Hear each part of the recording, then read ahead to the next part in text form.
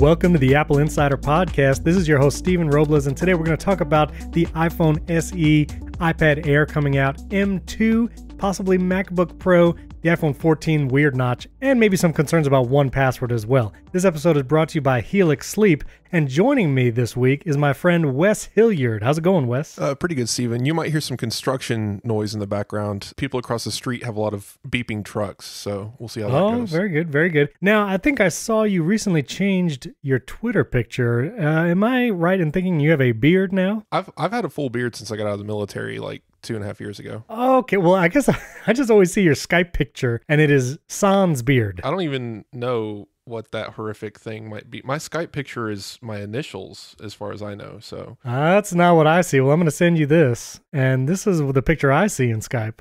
Oh, that was, I was still in the military. That was like a weekend of facial hair growth right there. That's okay. about all I could muster, yeah. I see, okay. Well, I want to do a lightning round of news because there's a bunch of little news tidbits, little rumors and leaks here and there. I want to talk about 1Password and some weird IRS stuff too. But just right before we recorded, the iOS 15.3 beta release candidate was launched, so it means we're very close to a public release. But even though this is like a whole point update going from 15.2.1, I believe, to 15.3, doesn't look like there's any new features, and I don't think it has universal control yet either. Isn't that right? No universal control yet? Nothing user-facing anyway. Yeah, and people usually dig this stuff up in special settings, so it's nowhere to be seen. That's almost going to be a year, or at least 9-10 months late, I guess, from WWDC. So we'll see. I'm still curious to try it. I know your setup would really benefit from universal control with iPad and MacBook there together. So we'll see. Maybe not 15.4, maybe we'll see it. Oh, we definitely have another 15 or 2 left. Even with WWDC coming around, that's several months from now. Right. But just for that. And then the actual releases for 16 won't be till September. So universal control could ship after 16 is announced. That doesn't matter. It's just... That's true. I understand people are like, oh, why even bother announcing it if it's not going to come out? It's just, you know, they planned on it and hit a hitch. It happens. Well, it looks like there's some leaks and rumors pointing to an iPhone SE and iPad Air refresh coming soon. There's been talk about a March or April event. Looks like it could also include these two devices. There was some EEC database filings that looked like new iPad Air and iPhone SE models. The iPad Air, we're expected to have the A15 Bionic chip updated, maybe some 5G cellular, and that updated center stage front-facing camera, 12 megapixel with FaceTime and all that. The iPhone SE is what I'm interested in. Not just for me personally, but I'm really curious. I predicted last year, maybe a little too soon, that the next iPhone SE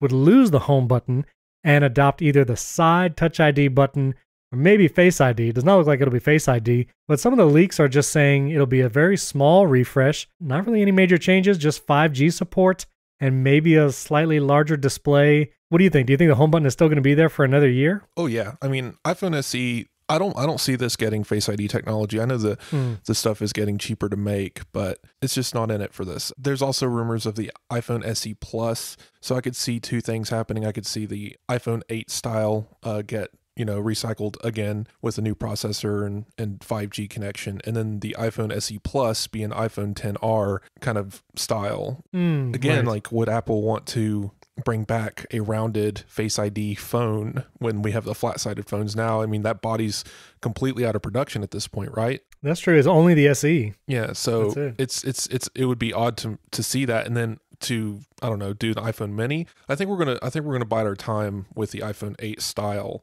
How big is that display? Is it 5.4 inches? Oh, you're testing me now. So pretty much the size of the iPhone Mini, right? So my guess is we're gonna get an iPhone SE 3 that looks like an iPhone 8, and then the next one will be the iPhone Mini body brought back from the dead. Well, and this is okay. I'm sorry. So the iPhone SE second generation is actually a 4.7-inch display. I forgot how small it was. So yeah, even more so. Right. It just proves the point. Like the SE, and I'll bring this up when we talk about the iPad Air, but looking at these more consumer-focused devices, it seems that Apple likes using leftover stuff from other products to make these things. And the iPhone SE, I could definitely see just being, oh, we have cartons of these aluminum platings for the iPhone 8 body style. Let's just keep selling it until we run out, and then eventually they will. Yeah. Finally, they'll be able to move on to the Face ID stuff. But I just don't see them bringing back an old school candy bar shaped soap slippery sides of the iPhone XR 10 series. Right now with all the flat-sided stuff. It would just look too old and out of place. So I'm sure that Apple will wait until the iPhone mini's a couple years dead and then bring that back for the SE. You know, I've actually never owned an SE, but I know they're very popular, especially just because of the price point. You know, $399 for a new, quote unquote, you know, brand new iPhone is attractive, especially for kids, young people, if you're getting them for family members. So we'll see. It looks like maybe in the next couple months. I don't think they would have an event where the iPhone SE and iPad Air are the headline products. I can imagine an event where you have iPhone SE, iPad Air refresh, and then the Mac Mini and large iMac all in one event. You know, that feels like the kind of events that they've had recently. Yeah, this spring event's definitely a Mac event. And yeah. Oh, by the way, here's a processor bump for the iPad Air and iPhone SE. That's all I'm seeing. People are shooting for the moon here with these iPhone iPad rumors, but again, it's just, guys, take a breath. Let's observe every other release cycle of Apple products, and you'll see this is not how it goes. So I'm also curious about the M2 chip, because we've had a rumor here that the current 13-inch M1 MacBook Pro, which is still being sold, still has the touch bar, that it will be replaced by a remodeled 14-inch that'll resemble the new MacBook Pros, you know, with the whole SD card slot, HDMI port, that body style. But instead of the M1 Pro and M1 Max, that this base model MacBook Pro would have an M2 chip. And the only time we've really heard about the M2 chips is in the refreshed MacBook Air. And this rumor comes from Dylan DKT on Twitter, which he's been pretty reliable in the past year or two. It seems strange, though, that Apple would have an M2 remodeled MacBook Air and then also have a base model 14-inch MacBook Pro with the same chip.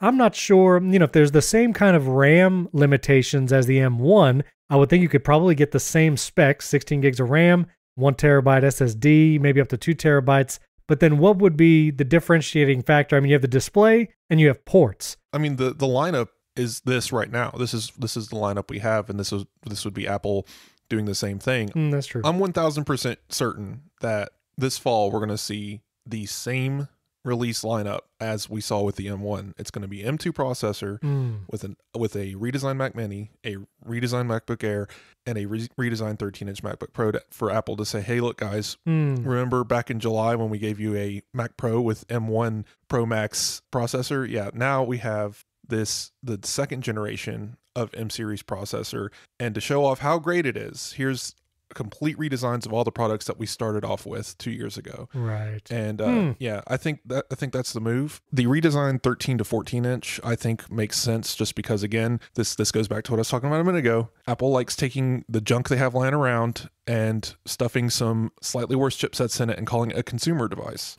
That's what they do. Yeah, they've probably got plenty of 14-inch aluminum unibody designs laying around. Right. Give it, a slightly worse screen. Don't give it ProMotion. Don't give it mini LED. Give it 2 Thunderbolt 4 ports, maybe those extra connectors, MagSafe. Call it a day. M2 processor. That's all you need, and price it at that $1,400 price point. So and that would be kind of a nice bow to tie off the 2-year transition, where presumably they'll announce the Mac Pro at WWDC and then probably available for sale late in the year. And then once you hit the November-October time this year, you have the M2 Air Mini and base model Pro. That would be, I don't know, feels like a symmetrical transition from the very first event to this one. People are, of course, just very excited. So they're shooting, again, just for the most extreme crazy timeline that they can and say, you know what? Yeah, M2's coming out in April, and we're getting an iPad Pro and the Mac Pro and an iMac Pro and every possible computer that we've ever wanted, all in the same event before WWDC. And, and then the Apple Car is coming out in July just for William. In a press release. Yeah, in a press Not an release. event. Yeah, just a press release. Yeah. Here, look at what Apple's done in the past. I mean, they love right. this showboaty type of, look at what we did kind of behavior. And they said 2 years. They did 2 years. We're going to get, 2 more Macs, the larger iMac and the Mac Pro, conclude the transition. And then Apple's going to parade out all these new fancy redesigned products with a next generation M series processor in the fall. That just sounds so Apple. The one device that I'm curious where they will fit is the iPad Pro with an M2 chip. currently has the M1. Surely it will get the M2 at some point.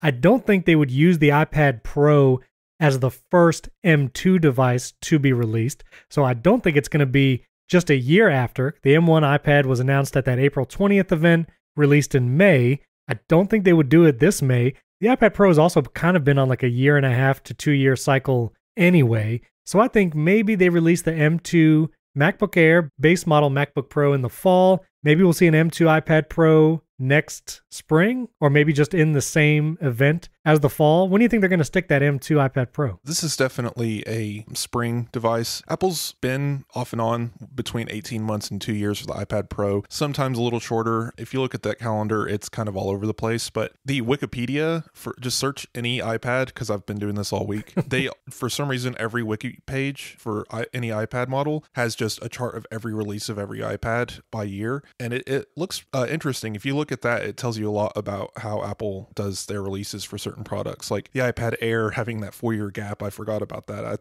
Everyone thought it was dead, remember? Right. Oh, yeah. But anyway, the iPad Pro, it's odd. It sits anywhere between, maybe a year. I think they did that one time, but every other time it's been 18 months or so. Right. It seems too soon. There's no new processor. Yeah. The M2 is not getting announced at the spring event. It's just not going to happen. Right. They're not going to do a July release because, again, that M2, I think, is a fall product. It's not going to get announced at WWDC. At the absolute earliest this fall, that would put it at about 18 months. Yeah. But even that still feels a little too early. Like, yeah, they need to have something else. Like, the last iPad got Center Stage, Thunderbolt, and the M1 processor and mini LED. Is there a mini LED display ready for the 11-inch iPad? I don't think so. Right. So I'm assuming a little bit longer here. Let's say 2 years on this cycle anyway. Yeah, I agree. Last few leaks and rumors.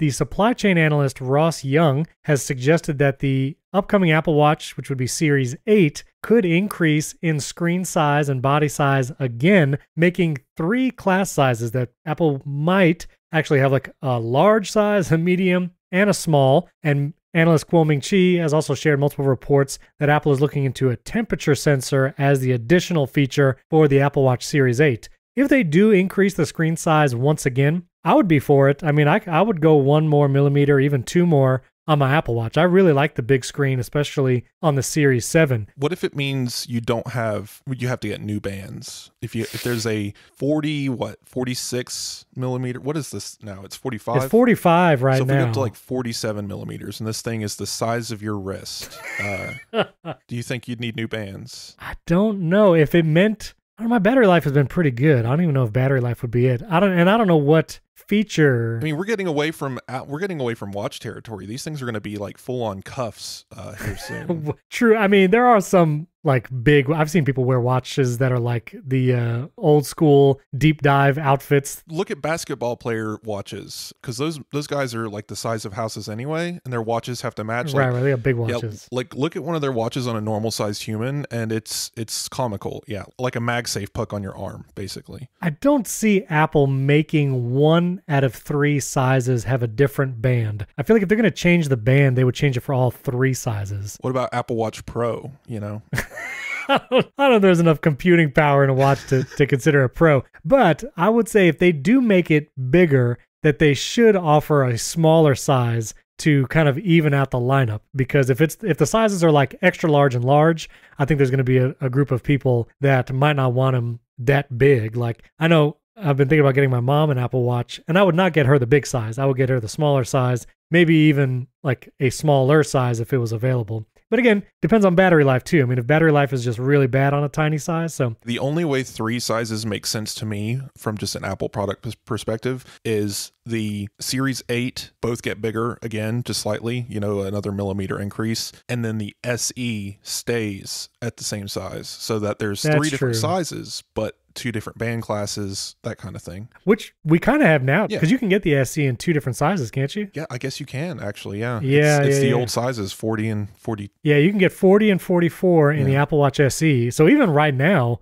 we kind of have 4 different sizes, because you can get the Series 6 and the Apple Watch SE in 40 and 44, and then the Series 7 is 41 and 45. So a lot of these leak guys, they only see parts, part numbers, stuff like that. So it's really hard to say exactly what we're looking at. I mean, this might be that rugged display. Maybe it has a just different size class or different structure, so it has a different display panel. That's true. And that might be where they might be getting these separate size from, even though it might be looking like the same size on paper anyway. Right, because the rugged model could be like 43 millimeters, and then you would have 41, 43, and 45 as the three sizes for the new watches. I'm still curious what a rugged Apple Watch means. Like, I don't see Apple doing like rubberized casing for an Apple Watch, and the titanium with sapphire glass is pretty durable as it is, so I'm curious what that would mean, rugged. Like, is this something that Dwayne Johnson has to wear when he's rescuing something from a volcano in a movie? Like, I don't know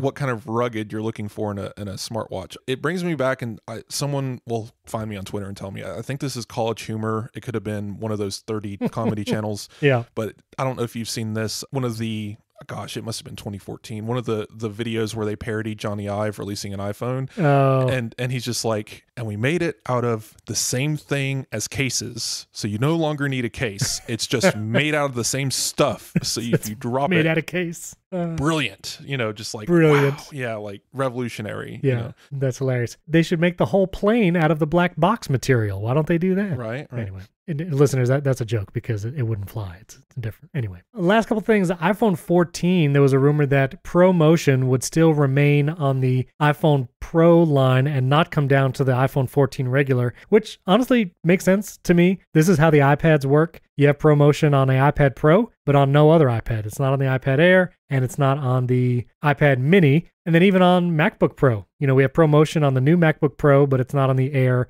So it makes sense. It's in the name, Stephen. Yeah, it's in the name. It's a Pro. Yeah. Feature. I don't see it coming anywhere else. A lot of people seem to think that it's like, oh yeah, let's just bring it down. It's like you understand the difference in these devices. Prices goes with the feature, right? Like that thing's expensive to put in. Right, exactly. I don't see them putting that in like budget devices. But I think we skipped over the iPad Air earlier. We never got to that. Oh yeah. Have you heard about the rumors surrounding the iPad Air 5? I mean, other than just updated processor and center stage, what's the other big one? 5G. You know, they have to do the 5G update. Yeah. Well, iPhone SE too. Yeah. 5G. I did see one weird rumor I wanted to ask you about what you thought of this. OLED. Did you see that rumor? We have an article, I think yesterday. One of the display guys said that Apple's ramping up production OLED panels for an iPad Air to release in the spring. That doesn't feel right. No, it doesn't. I don't. That does not feel right at all. I would not. No, I don't think so. Because okay. Mini LED is more advantageous to use in larger displays. It's better. It doesn't have, screen retention or burn-in issues. It's really good at color accuracy and stuff, but OLED is better at darks. I think it has even better color accuracy. Like it has its advantages. They each have their pros and cons, but ultimately I think it's cheaper and more advantageous for Apple to target Mini LED and eventually micro LED for these larger displays. Right. OLED gets very expensive. Right. Once you get bigger than a phone. So that's why I don't think we'll ever see it in the iPad Pro models. But then like to put it in an iPad Air, this display tech that is maybe technically better than Mini LED on paper, why would they kind of one up themselves there? It's just it would be a very odd product choice, I think. Yeah, I agree. I mean, they wouldn't do it for the 11-inch Pro and then have Mini LED in the 12.9-inch. So that wouldn't make any sense. That wouldn't make any sense. Yeah, I don't think so. I don't think that's coming to the Air. If Apple's ramping up production of 11-inch OLED displays, it must be for the Apple Car. Or the Apple Home device that'll have a screen on a HomePod. I'd be down for that. But then no, that's not. Yes, everything in Apple's lineup has Mini LED except for phones having OLED. Right. Oh, by the way, here's this HomePod with OLED just randomly. No, I know. I did want to mention, we didn't really get a chance to talk about this last week, but the rumors of the iPhone 14 changing from a notch to a pill and hole punch design. I think we mentioned the hole punch, but then after that, there were these rumors that it'll have both a elongated pill and a hole punch. And I don't know, they look kind of funny. There was a bunch of hilarious memes and stuff of like writing iPhone using the elongated pill and hole punch as the I and stuff. I don't know. I mean, maybe the elongated pill. I don't see Apple doing a pill and a hole punch where you'd have like two holes in the front. For that matter, I would think they just keep the notch. I mean, what do you think? I don't really understand why the pill part is there, if only because like the camera needs to be free from the display in order to physically collect light and see the image it's taking a picture of or whatever. Yeah. But the other sensors, they're not going to get bothered. Like you can have a thinner layer of glass for infrared, stuff like that. Like there's ways to get through that. So there's really no technological reason for Apple to need a whole nother cutout for its sensor array for Face ID and stuff. So that, and like, why wouldn't they just make it one long oval with everything connected that way? It doesn't seem very Apple-y to me. And again, this is all stemming from, I think I mentioned this last time I was on the show. It's all stemming from an image of a backplate of an iPhone supposed 14, right, where there's two separate cutouts for the modules, but it did not show the cover glass. The glass could cover that pill shape completely and obfuscate it, and we would never see it. But inside of the frame of the phone, there is a pill with a dot. But I think it's all stemming from that, and everyone just ran with it. Correct me if I'm wrong, unless there's another photo somewhere of a display panel with this thing. No. But yeah, very odd choice. I don't see it happening. I'm sticking to the whole cutout, but really, I'm just going to probably say it's just going to be a notch, and the iPhone 14 design is just going to look like an iPhone 13. Sorry, guys. I feel like that's probably accurate. It's just, it seems like too much at once. I still can't even understand how we're going to get rid of a camera bump after making it bigger, like twice as big, generation over generation, and now it's just going to be gone. Congratulations. I don't think it's a flat back. I really doubt that. Tim Cook walks into the office and says, guys, we need to overcome the laws of physics by the next iPhone release. Or make it an inch thick. Right. Which also, does not seem feasible. So, well, those are all the leaks and rumors. I wanted to get to, I guess you could say, good news stories. I wanted to redeem AirTag as a product, because we had talked about some anti-stalking things last time and all the articles about that. Well, now this is kind of a good news story about AirTag. This was a military family. They were moving, I think, cross country. The military spouse, Valerie McNulty, actually put an AirTag in the items that were going into the moving truck, that this moving truck was going to be taking their belongings. She had heard about some horror stories about moving trucks, so she wanted to be able to possibly track where the truck was at any given time. They expected a delivery date of January 7th with the truck and all their goods, but did not come. On the delivery date, the driver said that they were like days and days away. She pulled up the AirTag in the Find My app and saw that the truck was just 4 hours away from the home that it was supposed to be at, and the driver was saying it's going to be days before we can get there. The driver, obviously caught in whatever lie it seemed like he was trying to spin, and said that we'll be there soon or whatever, a couple days later. So I thought it was interesting that they were able to use AirTag to great effect in this situation to actually track their belongings across the country. This story is crazy to me because I was in the military forever, and PCSing, permanent change of station, is what this woman was going through. Gotcha. Where you basically tell the military, I'm moving to this location, come to my house and collect all these boxes. And they send professional, quote unquote, professional movers. Right. They'll even pack for you. Right. Quick horror story. My sister did this with her. She was married to a Marine, or is currently still ex-Marine, but they did this while he was in the military, and they packed food in some of these boxes and then put it in storage for like 6 months. So when they got their stuff back, like potatoes had eaten through photos, like it was a mess. Man. Like these people are terrible. they're uniquely, just somehow the military movers like just are uniquely terrible. And this woman's like, you know what? I've heard all these horror stories. I'm gonna hide an AirTag and track it. And this guy, if I don't know how deeply you read into this, he actually admitted that he decided while driving the truck full of their stuff was going to stop for like 3 or 4 days to visit his girlfriend and then make the delivery. Wow. Because apparently she looked and he was only 4 hours away. This was at his girlfriend's house, and he had to admit, I see, he was probably fired after that. That's completely insane, but wow, just wild. Anyway, AirTags, good uses. Yeah, there are good uses. So that's AirTag. And another kind of good news story was that AirPods might have saved a woman's life. This woman is named Susan Putman. She's 60 years old. She was working in her garage studio. She does like floral work, and she fell and actually probably passed out, knocked herself out as she fell. I guess she was bleeding at the time, and she realized she needed to call 911 but didn't have her phone around. But she realized she still had her AirPods in her ears. So she said the magic words. I don't want to say it because I don't want to accidentally dial emergency services on you as you listen. She asked her AirPods to call 911, and it worked. police were able to show up and help her. And I think it's interesting that we used to hear so many stories of the Apple Watch saving people's lives because they either fell off. I know there was stories of like bicycle riders that fell off the road, like in a ditch, and the watch detected a fall. And so they were able, it automatically called emergency services without the person having to do anything. And now it's even moved to AirPods because she was able to make the call from, where she was laying, didn't have to find her device, didn't have to have anything. Presumably she didn't have an Apple Watch either. So yeah, I thought that was a good story also. Steven, do you know how much a Life Alert service costs? No. Is it exorbitant? Oh, I don't know either, but I'm assuming it's okay.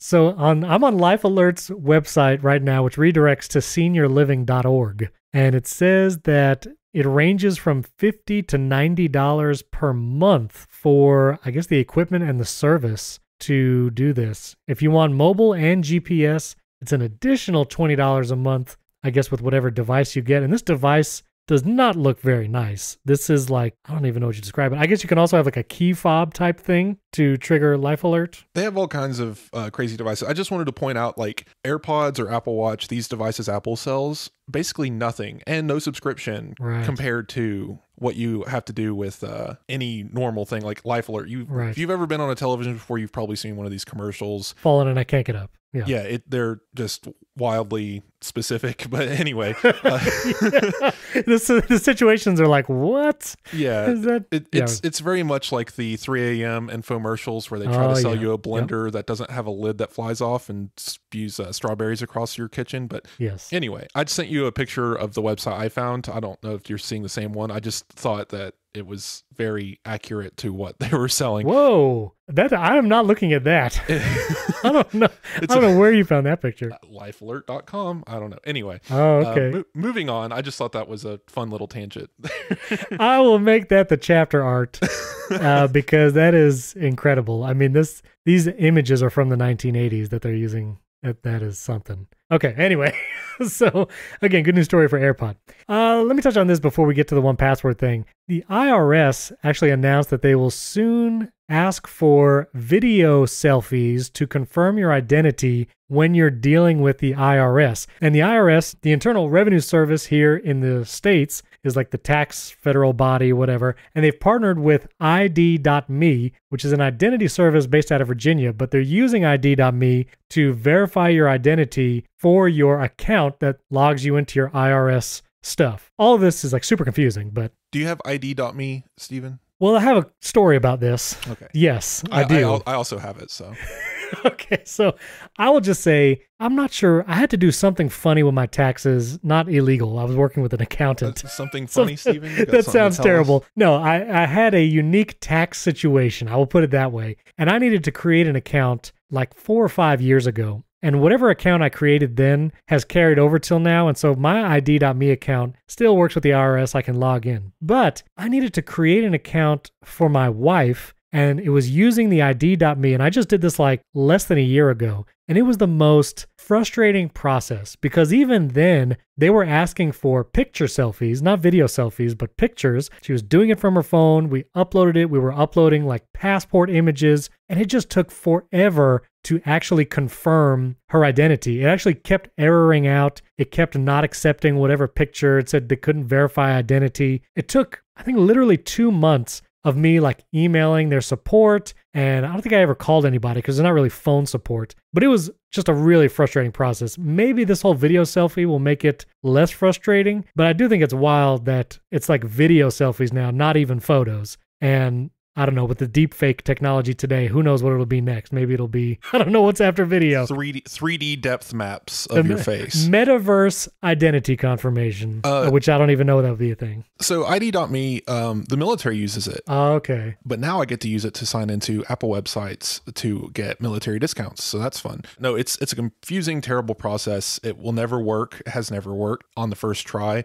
Some sort of algorithm or poor human is looking at your photos trying to to determine if your driver's license that you got 8 years ago looks like a photo you just took. If we all have to be subjected to this, guess what? It sounds like the IRS to me. The most painful, brutal process possible. But hey, guess what? I already have one, so I don't have to worry about it. Yeah, and me and my wife have them now too, so hopefully that just sticks. Could you imagine maybe Apple's identification system tapping into this maybe at some point? That would be cool. I mean, yeah, it would be cool. And I don't know if it made it more seamless where your identity can just be verified across platforms or across, like you have your driver's license and that ID, but then you also have your ID.me and IRS. I mean, it'd be great. They could just kind of use one over the other or use one in place of the other. So it's okay. Apple's not good at IDs either. I saw this on Twitter yesterday. Someone pointed out that if you go in your settings, you have a contacts photo for yourself, a photo for your iPhone information, and a separate photo that is unaware of these other two photos that is used for iMessage. So yeah, Apple doesn't know how to do this either. So, and if you have a Mac, your profile on your Mac could be a different picture, even if you're iCloud. Yeah. It'll be a random basketball or baseball, yeah. A zebra. Yeah, exactly. This episode is brought to you by Helix Sleep. One of the last things you think about during the day, because it's probably the last thing you do, is your mattress. But your mattress has such an important role to play in the sleep that you get every night, which then affects your whole next day. I hadn't thought about my mattress for a while, but you realize it gets more uncomfortable as it goes on. Probably have an older mattress, and that's why it's time to upgrade your sleep experience using Helix Sleep. I love Helix Sleep because it has a quiz you take on their website, and in just 2 minutes, it matches your body type and your sleep preferences to the perfect mattress for you. Everybody's unique. Helix knows that, so they have several different mattress models to choose from. Soft, medium, and firm mattresses. Mattresses great for cooling you down if you sleep hot. After I took the Helix quiz, I got the Plus mattress, about medium firmness. I sleep on my side, and took all of that together to give me the perfect mattress. I've actually had it for almost 2 years now, and I absolutely love sleeping on my Helix mattress. So if you're looking for a mattress, you take the quiz, order the mattress that you're matched to, and the mattress comes right to your door, shipped for free. You don't ever need to go to a mattress store again. Helix is awesome, but you don't need to take my word for it. Helix was awarded the #1 best overall mattress pick of 2020 by GQ and Wired Magazine. So go to helixsleep.com/Apple Insider, take their 2-minute sleep quiz, and they'll match you to a customized mattress that will give you the best sleep of your life. They have a 10-year warranty, and you get to try it out for 100 nights risk-free. They'll even pick it up for you if you don't love it, but I know you will.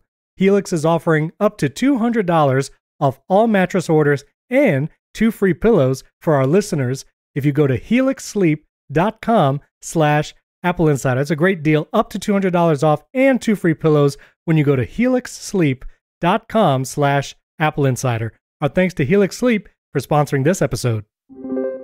Before we answer some listener questions that people sent in, and I wanted to touch on some video converters for Mac. I know it sounds super nerdy, but I don't know, I had some suggestions for there. I want to talk about this 1Password deal.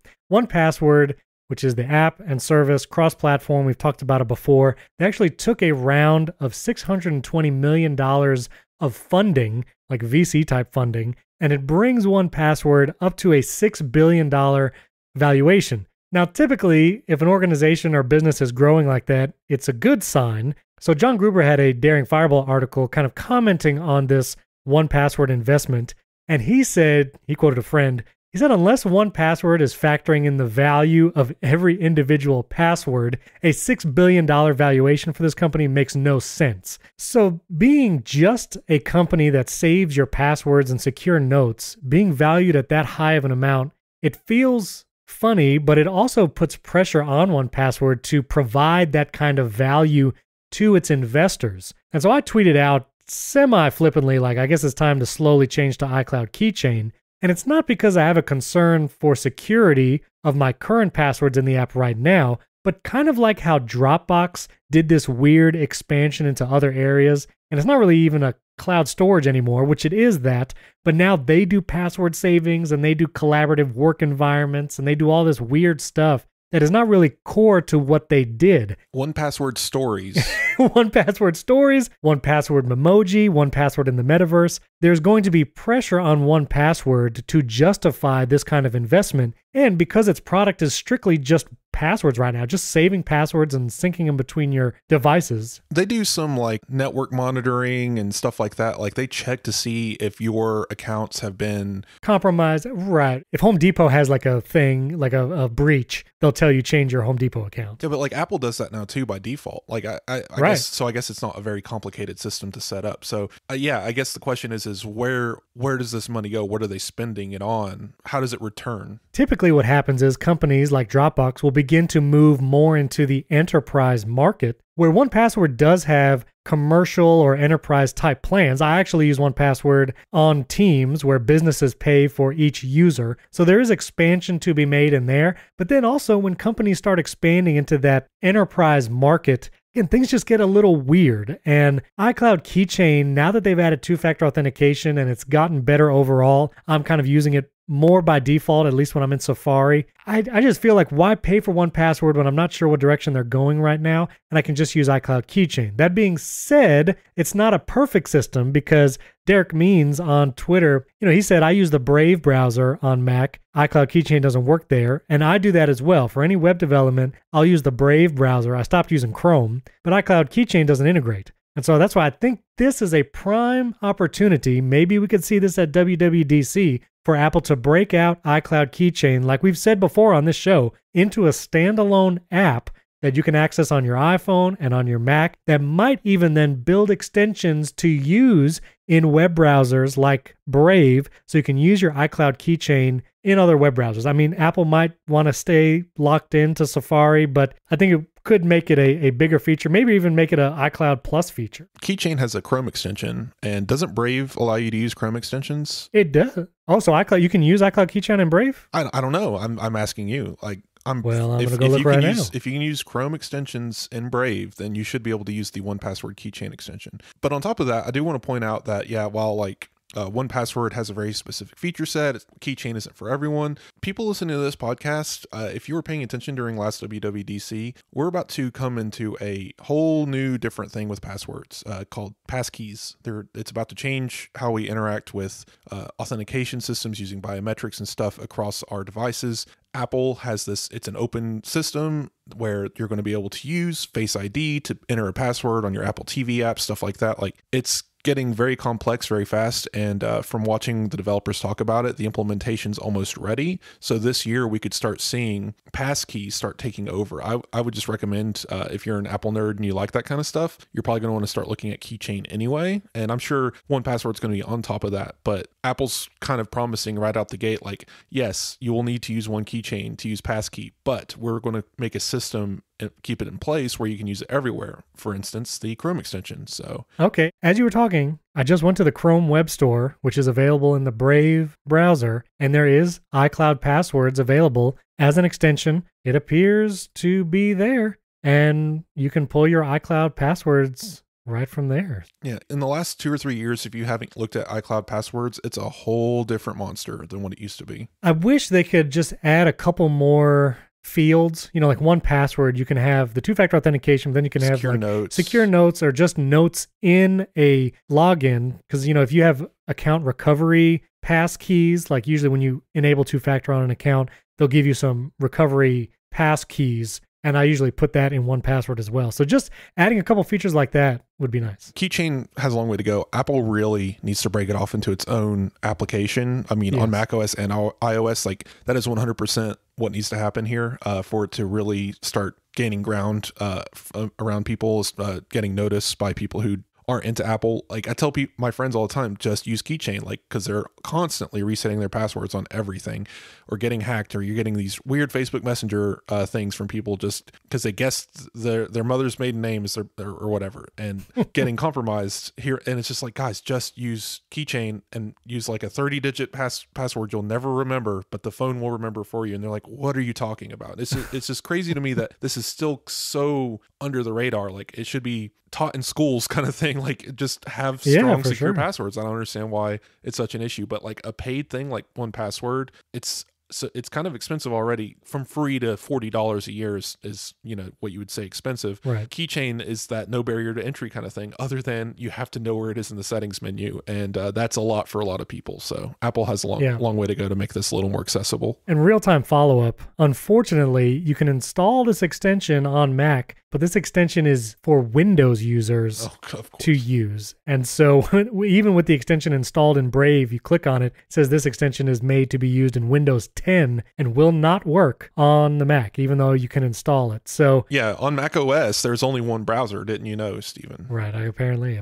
Safari. So listen, if they just added that, just the extension you already have, Apple, just let it be used on a Mac and people can use alternative browsers. So anyway, again, I'm not going to dump 1Password right now. Like, I'm still going to keep it. I still use it in a family, which is another feature that iCloud Keychain, you can't really share logins with other users. And 1Password, you can have vaults that you share with family members. You can pay for that family plan. But there's still some features that are going to keep me there for a little bit, but I'm going to just make sure my iCloud Keychain and 1Password account kind of get in parity and have all the logins in both places just in case. Well, you can always export your 1Password list into a formatted list and then import it into Apple Keychain on a Mac. You can't do that on iOS, but you can do it on a Mac. You can import them on the Mac, really? Am I crazy? I don't know. Maybe I am. Wait a minute. Oh my goodness, import passwords. Jeez, I'm just showing you how to do all this. Yeah. My mind. Canceling 1Password right now. No.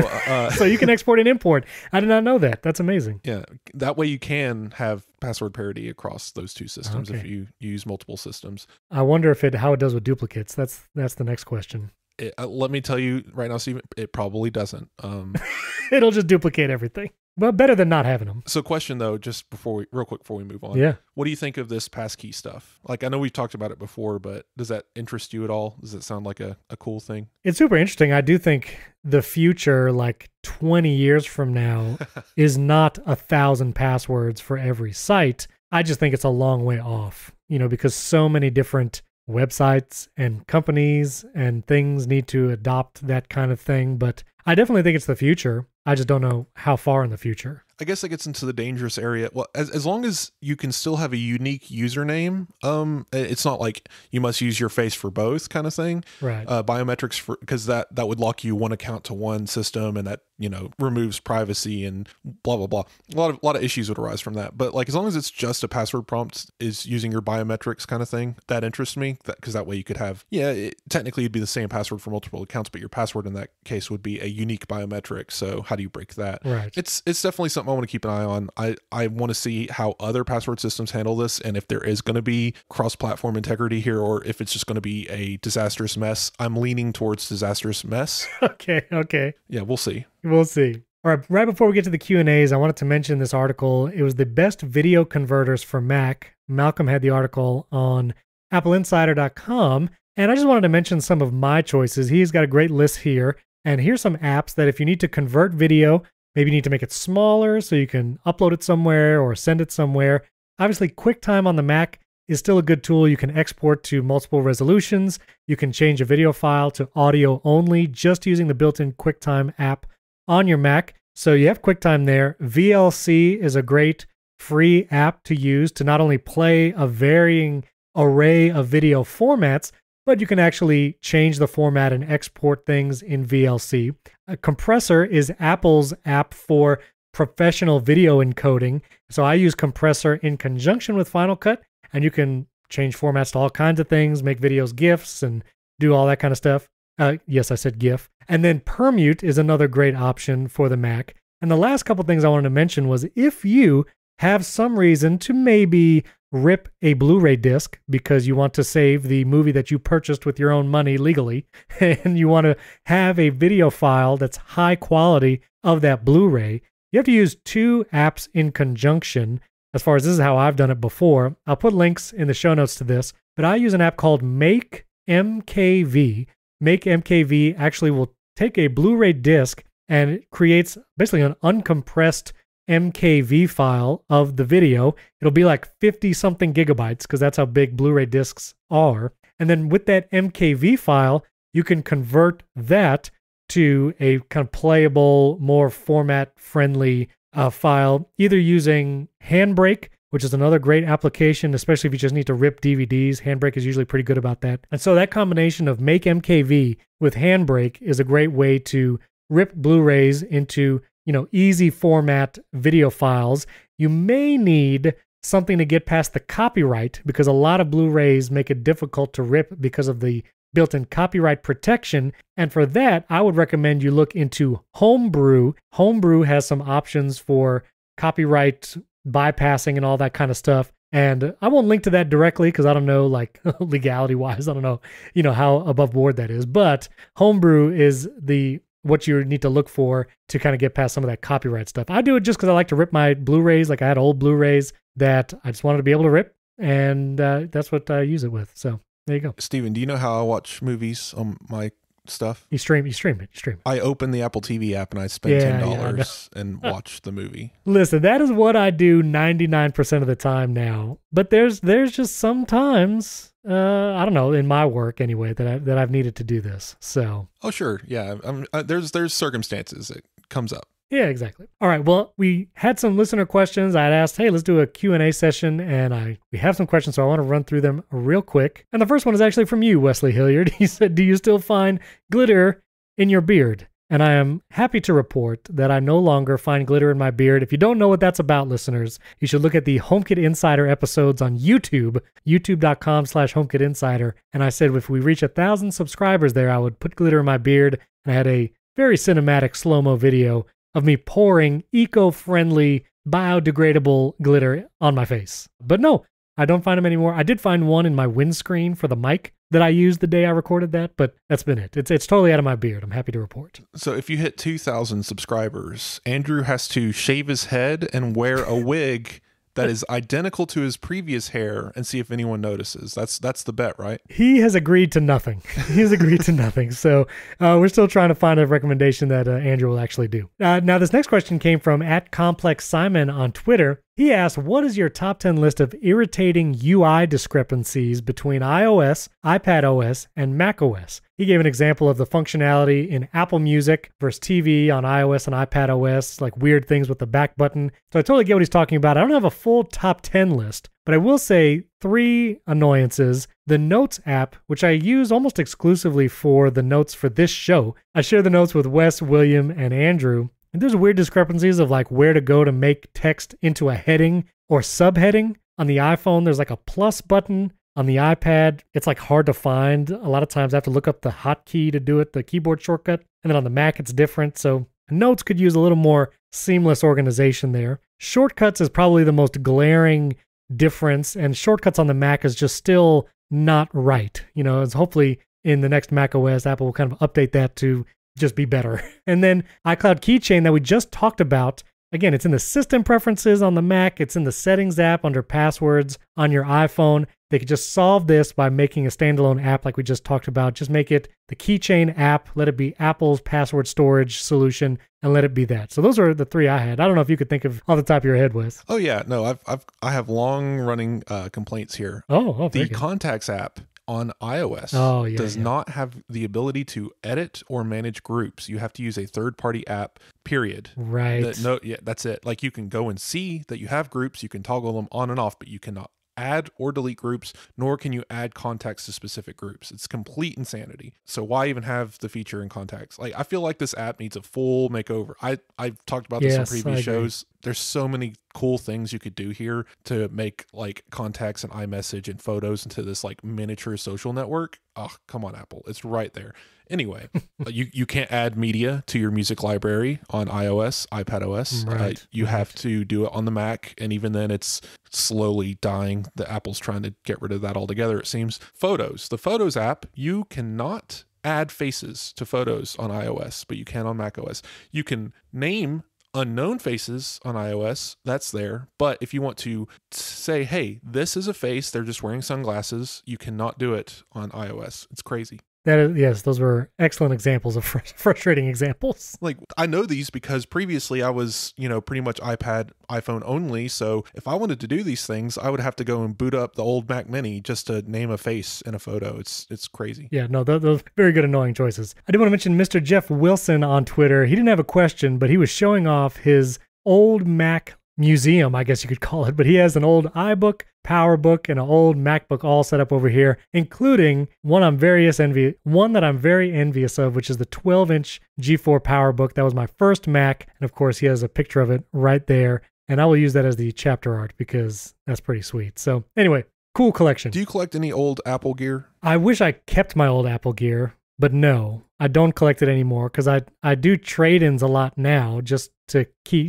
to get new devices. I like getting the most value I can out of the old one, so I trade it in right away. I do wish I would have kept my first Mac, my first iPhone, and my first iPod. I regret that. Yeah, I think I mentioned this before, I randomly got a iPod video. I still haven't done anything with it. I need to get the 30-pin connector for it so I can plug it into my computer. Yeah, I don't collect these things. I've been tempted to multiple times. I go to a flea market here in town a lot, and it's just one of those where people just sell everything. It's basically a giant yard sale kind of deal with like 7 or 8, 9 buildings. It's just a huge thing in our area. Yeah. I constantly see old Macs, iMacs from 2007, 2008. I've seen MacBooks there. Very tempting. But I'm gonna have to start. If I ever saw like an iMac G3, I would buy it in like 2 seconds. I don't care if it's $300. That would be just cool to have to put on a shelf. But yeah. Yeah, exactly. Maybe when I get into my new house and office, I'll get some old devices to put as decor around the room. James Apple was tweeting some questions about the release schedule for some of the Mini and MacBook Air stuff, which we covered earlier in the news. So hopefully that helped you, James Apple. And finally, friend of the show, Fernando Silva, he's got an incredible YouTube channel talking about iPad stuff. He had several questions. I want to run through it. One, what's an iOS, iPadOS, macOS feature you use that goes relatively unnoticed? And I think a few things that we've kind of come to take for granted, I would say. I think the photo sync across Apple devices has gotten very good across Mac, iPhone, and iPad. And it's just something that, because it's good, nobody talks about it. Like, there's not really many issues. So I think that's been really good. iCloud backups, again, kind of along the same line, is really good. I know we talked about iMessage recently in RCS, but the iMessage in the cloud, and it's working with SMS where I can reply to an SMS message on my Mac, even though it's just a regular old SMS. The way that works with continuity and everything is just awesome. And one thing that is not so much an OS feature, but the fact that older devices still support the newest iOS. I mean, Apple, I think, is probably the only one that supports devices 5 years and older. I still have a couple of friends that have iPhone 7s, which was released in 2016. It's a 6-year-old device, and they still run iOS 15. And actually, even the 6S runs iOS 15. And so I think Apple's support of older devices, giving those software updates to those devices, I think they're second to none in that regard. And because, no one really talks about old devices much anymore, I think it goes unnoticed. The iPad Air 2 still runs iPadOS 15. Wow. See, that's the kind of stuff. That's what I'm talking about. It's insanity. Yeah. I wanted to point out one continuity features just in general. Like, I constantly copy something on my Mac and paste it on my iPad, and it just it just happens seamlessly. You never think about it. Like, stuff like that is really cool. Google did promise that they're going to try to do this in the next 30 years or so on Android, so we'll see if that happens. But I don't know. I feel like a lot of iPhone users just don't recognize, like night mode. A lot of times I'll notice like people will be like, wow, I can't believe this photo came out this way, and it's because of night mode. Half the time, like, people don't even realize that their phone has night mode or what that moon indicator is on their phone. They just, oh, cool, this photo worked. I never thought it would actually take a picture. Stuff like that. Right. No, that's good. That's really good. Yeah, and just the camera in general. I mean, I don't want to be disparaging, but like, it's just foolproof. Because I see people take pictures with their iPhones that, like, they don't even wait for the shutter to like blink on the screen before they move the phone, and somehow the iPhone still captures those images and captures a clear one, which I know there's so much computational photography going on in the background. It's like constantly capturing stuff as long as you have the camera app open. But even so, it goes unnoticed because it's so good, and it just helps normal people take great photos. And so this is also from Fernando. best product idea based around MagSafe. We've seen lots of different MagSafe chargers, but I think some of my favorite ones is the MagSafe car mount. I use the Belkin MagSafe car mount, which is really cool. I love being able just to throw my phone up there, puts it at a good viewing distance, and I don't have to like hook anything in. There's no like holster. It just sticks right on there. And I got my wife that MagSafe pop socket, and I don't use pop sockets personally, but the fact that she can have a pop socket and it's not glued to the back of her case anymore, that she can actually just take it on and off via the magnet is really cool. So I'm glad PopSocket made that a MagSafe thing. I feel like MagSafe is still early days. The best accessories are yet to come. People are still just basically converting old accessory ideas into magnets. Right. This thing has just unlimited potential, I think. The battery pack stuff is relatively novel, but I still think is missing the point. I do like that it's massively improves wireless charging. Even non 15 watt chargers, just regular QI chargers using Apple's magnetic alignment system, it's just day and night. You just throw the phone down, and as long as you feel that snap into place, you'll hear the bump, click, and you're done and you're charging. Exactly. Whereas before, it's just pure magical guesses if your phone is charging or not. You need a bright green LED light flashing in your face telling you if your phone is actually charging. Yeah. If you're just using regular QI chargers, it's just really cool tech, and it's so silly because it's just a simple magnet with an NFC chip embedded in the back of the phone, and they made it work. Yeah, it's sweet. And his final question from Fernando was, how's the house coming along? And so if I haven't mentioned it on this show, I'm in the middle of building a new house. It should be done in a few months. And I am right now at the time where I will be running my own Ethernet cable and my own home theater speaker cable in the rooms that I want that. I talk about it at length on the HomeKit Insider show that comes out Monday. If you'd like to hear all the details, you could check that out. The Wi-Fi network I think I'm going to go with and some other stuff. But if listeners of this show have recommendations for in-wall and in-ceiling home theater speakers that are not crazy expensive, I talk about my experience at Best Buy, the HomeKit Insider show. But if you have recommendations for that kind of stuff, home theater stuff, receivers, and maybe just like in the middle of construction tips about running wire and Ethernet, and like I'm going to run Ethernet everywhere, to every Apple TV, to every Wi-Fi access point, all that stuff. But if any of our listeners out there have been through that process and have some warnings or some tips that might help, we're right in that stage where I'll be kind of doing all that myself in the next couple of weeks, and I'll be tweeting about it if you're curious. So follow me on Twitter at Steven Robles. That's in the show notes. But yeah, that's where we are. So Steven, just for my recommendation here, I use Sonos. Have you ever had Sonos products? I have had a Sonos One, and it sounded very good. I did like it. So Sonos is cool, and I got in early. I mean, I'm talking 2016. I've had the same, it's the original system. I have like the living room, like home theater system, and a couple of other speakers, and not added much to it since. So I have like one of the newer systems, which is a Sonos Beam in my bedroom, and that's it. But if I had to start over again, and I might here soon, just because I've been thinking about it, I don't know that I would want to go all in on a proprietary network, especially technically outside of Apple's system. It does support AirPlay, kind of legacy style AirPlay, but it works. Right. I think if I had to do it over again, especially for the home theater system, I think you'd be better off investing in nice speakers and the brains being a HomeKit receiver. And then that way, you know, something cool happens, Dolby Atmos 2.0, blah, blah, blah. You can just change out the receiver. You still have the very nice sounding speakers, but now you can add even more intelligent technology just by upgrading the brain in the center. And I think that is a much more efficient system than buying a $600 subwoofer that has Wi-Fi connectivity. It's just, no. Sonos is great. I've loved my system, but I've been doing the math and I was like, I really want that Dolby Atmos upgrade. And it's like, oh, I would have to spend $2,400 to get it. And then guess what? In 2 years, when a new sound variant comes out, it's now outdated and I have to do it again. I kind of now realize like, oh, if I want to do the Apple style upgrade whenever I want to type stuff for this, I'm going to need something a little bit more interchangeable. And a receiver where you, have to run cables or something like that. If you're building a house, run the cables in the wall. There you go. Right. Especially since sound cables are universal generally. So you can probably run that cable and have a outlet for a speaker pop out near your TV. And that would be really cool too. And that's exactly what I hope to do. I'm going to look at some HomeKit receivers. I'm going to run that just standard speaker cable. And so recommendations on brands of in-ceiling and in-wall speakers. You know, Best Buy has some crazy expensive ones. I'm not looking to do that. Maybe I'll upgrade them later. But, you know, ones where I can get a pair for 150 to 200 bucks. And also, I even saw that monoprice.com has in-wall subwoofer, and there is actually a room that I might do that in. So if anyone has any experience with that kind of stuff, like an in-wall subwoofer, the in-wall speakers. Put a subwoofer under your couch. You know, have you ever heard of a butt kicker? No.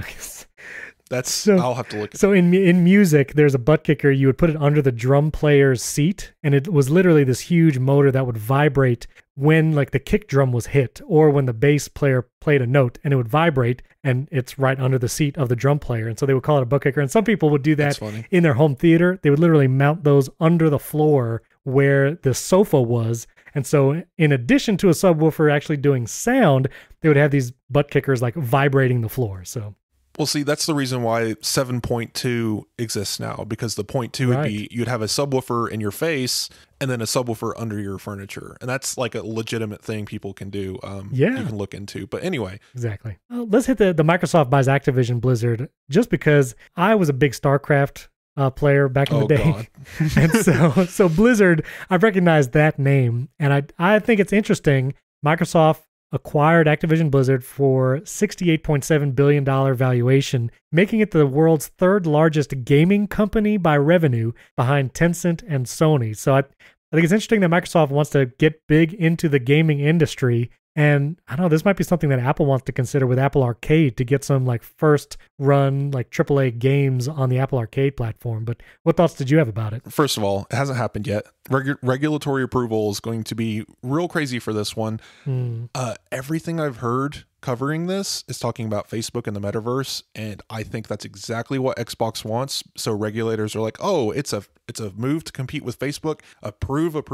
They're going to send it on the way through. But what's really happening, and you know, Xbox knows this, it's about the games. It's about having access to IP on its platform that can compete with Sony. Because right now, if you haven't checked, Sony's IP catalog, intellectual property catalog, is insane. They have some of the best studios in the industry right now, and Xbox has been hurting for a while. And after buying Obsidian and stuff where they have access to Elder Scrolls and whatnot in the future to go exclusive, that's great for Xbox. But now getting Call of Duty and such, possibly making it exclusive, I mean, that would be huge for the company and very sketchy considering like right now Sony is the Call of Duty platform. I don't know how much you keep up with gaming, Steven, but Sony kind of stole the Call of Duty namesake during the console transition last generation. So the PS4 cycle, Sony's had all of the upfront DLC, all of the promotions and stuff. If you see a Call of Duty commercial, it is PlayStation